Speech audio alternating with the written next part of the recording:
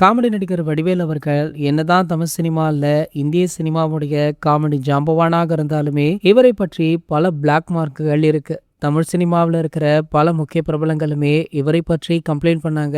ஏன் பல வருடங்களாக இவருக்கு ரெட் கார்டு கொடுக்கப்பட்டு தமிழ் சினிமாவில் எந்த திரைப்படமுமே நடிக்க கூடாதபடி நடிகர் சங்கம், தயாரிப்பாளர்கள் சங்கம் முடிவுமே எடுத்தாங்க. அதன் பின்னர் பாத்தீங்கன்னா அந்த ரெட் கார்டு நீக்கப்பட்டு தற்போது ஒரு சில படங்கள் தொடர்ச்சியாக பண்ணிட்டு இருக்காரு. சோ வடிவேலு சண்டையிட்ட முக்கியமான நடிகர்கள்ல ஏகே அவர்களுமே ஒருவர். இவருடைய ராஜா அப்படின்ற திரைப்படத்துல ஏகே அவர்களுடன் கடைசியாக வடிவேலு அவர்கள் நடித்த படம். அந்த படத்தின் போது ஏகப்பட்ட பிரச்சனைகள் பண்ணாராம். குறிப்பாக ஏகே அவர்களை மரியாதை இல்லாமல் பேசியது, வாடா போடா என்றதுனாலதான் அடுத்தடுத்த படங்கள்ல வடிவேலு அவர்களுக்கு ஏகேவுடனான வாய்ப்பு குறைஞ்சுதான். வடிவேலு ஒரு படத்துல இருந்தா கண்டிப்பாக அந்த படத்துல தான் கமிட் ஆக மாட்டேன் அப்படின்றதுல ஏகே அவர்கள் உறுதியாக இருந்தார். ஆனால் சமீபத்துல நடந்துள்ள சம்பவம் அப்படியே தலைகீழாக மாற்றியிருக்கு. அதாவது சமீபத்துல நடிகர் அஜித்குமார் அவர்களை வடிவேலு அவர்கள் சந்தித்து கார் பந்தயங்களை வெற்றி பெற்றதற்கு வாழ்த்து தெரிவித்தது மட்டுமல்லாமல் முன்பு நடந்த சம்பவத்திற்கு மன்னிப்புமே கேட்டிருக்காராம். அது மட்டுமல்லாமல் அடுத்தடுத்த படங்கள்ல இவங்களுடைய காம்போ இணைக வாய்ப்பு இருப்பதாக